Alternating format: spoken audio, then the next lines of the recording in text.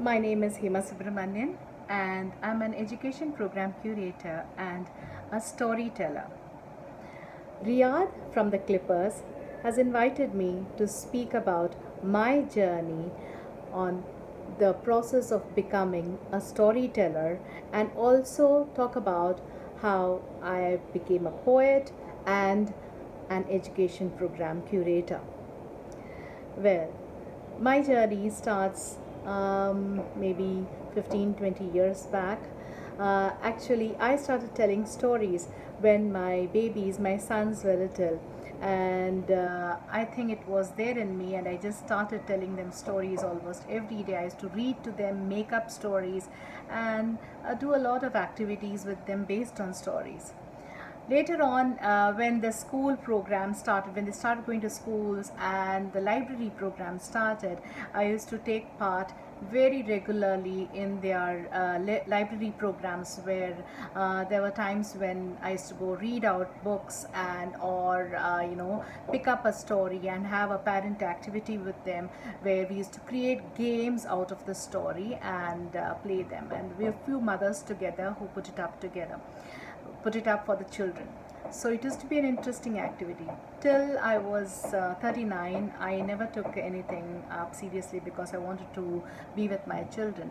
Then I went back to college to study. I wanted to do my B.Ed program. And the first thing that I had to present was a PowerPoint presentation.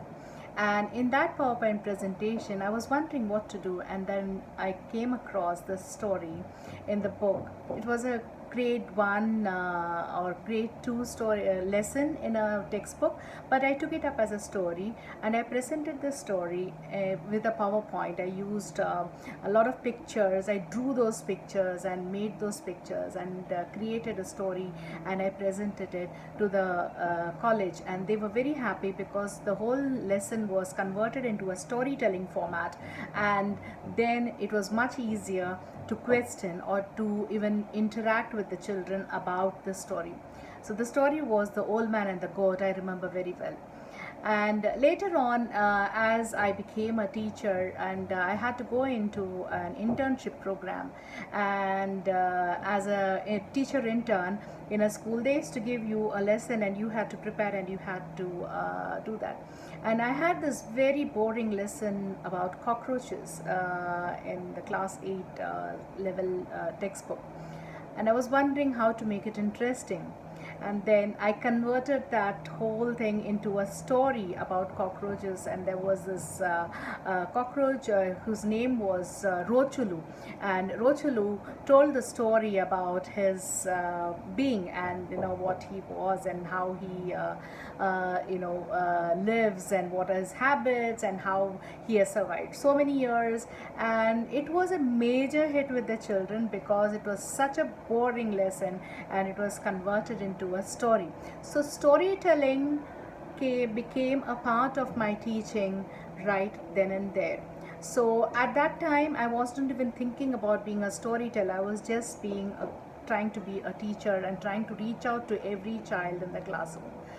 So that has been my strength and my wish and my endeavor to see that I reach out to every child in the classroom.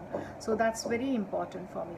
And then the journey began, and then I became a teacher in a CBSE school and an ICSE school, and then I became a PYP teacher and part of the PYP program. So all even social studies, we used to use a lot of stories to teach them social studies and make history into more of a storytelling session rather than a textbook based topic. So it created an interest, and then later on I moved, and then I couldn't go back to school, so I started a class of my own where I used to teach creative writing. And now, as you know, creative writing is all about stories and writing and imagination. So there again, all the inputs that I used to give the children were based on stories.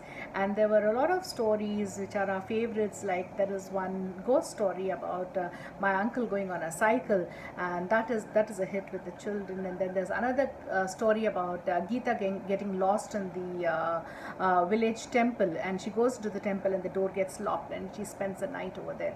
So these were stories which were inputs in the classroom to get the children to think more and take it forward. Later on in life, I realized that I love storytelling, so why don't I do a course on storytelling? And I went to Kathalaya and did my course on storytelling. And once I finished that, I was doing my diploma in storytelling. That's when I met Miss Usha Venkatraman, and then a lot of talk happened, and I became a part of Mumbai Storytellers Society, where I am a co-founder of the society. And from then on, the storytelling journey has been amazing, and my education program curator journey is also picking up very well, because I love to amalgamate all kinds of arts and languages. So I would like to integrate dance, integrate music, integrate painting into language, and see how they can work together. So I have been experimenting with a lot of courses that way. We did a Van Gogh workshop with an artist. So these kind of collaborations happen, and I love to do those. So that is a part of my being an education program curator.